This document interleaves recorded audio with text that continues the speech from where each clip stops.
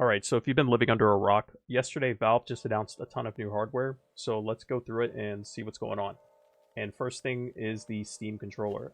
I think this controller looks kind of weird if I'm being honest with you. I don't really like the whole two touchpad situation here. I understand that these have a very active cult following, as a lot of people seem to like them for shooters. I just personally wish there was a configuration that didn't have the touchpads, just for people who didn't really want them or weren't interested in them.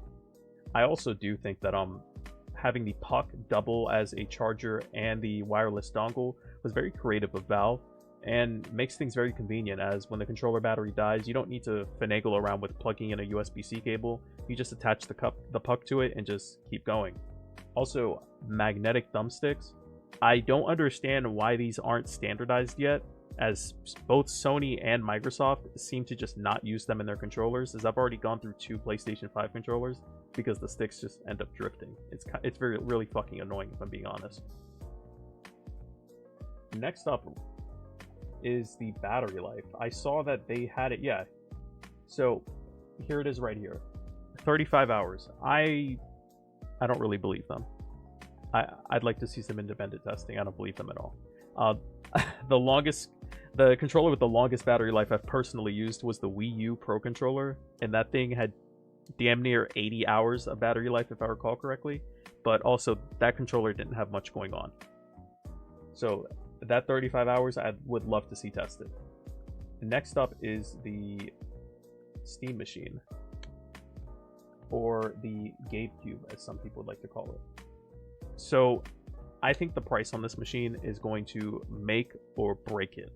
If this thing is more than $650, $700, I think it's over. It's just dead in the water at that point, as I think this thing needs to stay in that price range of like an Xbox or a PlayStation 5 if you really want to capture a large audience.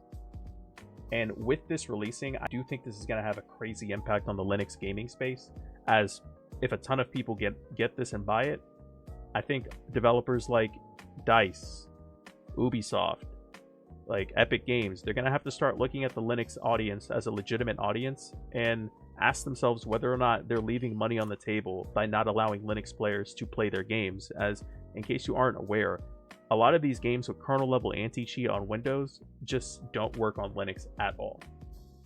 And in Call of Duty's case, from my understanding, if you even launch Call of Duty through Proton, your account gets banned. One other thing I wanted to touch on here was the VRAM. This thing has 8 gigs of VRAM, and Valve is advertising this as being capable of 4K 60 FPS.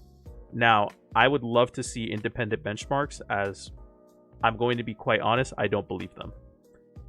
There are already 1080p and 1440p games that will look at that 8 gigs of VRAM and just absolutely consume it. So to say that this thing is going to be capable of 4K even with FSR, I'd like to see some benchmarks, please. Also, no Wi-Fi 7 is a little disappointing. It's a super small thing, but it's like, come on, this thing's coming out in 2026. Let's get some Wi-Fi 7 going. Next up is the Steam frame, and I'm going to be honest, I don't really mess around with VR much, mostly because getting VR set up under Linux is a little bit of a hassle, though this is running SteamOS as well, so I will be watching this I'll be watching this with interest, to say the least. I hope that the existence of this device will certainly make the VR process on Linux much more streamlined and easier, but beyond that, I don't really have much to say. This like streaming that they've developed is very interesting. I think the Apple Vision Pro also uses something similar to this, where the device will kind of track your eyes and improve the detail as to wherever you're looking. But beyond that, VR is just really not my thing. So surely someone else is looking at this and thinking that they definitely should pick it up, but it's not for me. So what are we thinking? Are we going to pick up the Steam controller or the GabeCube? Let me know in the comments what you're thinking.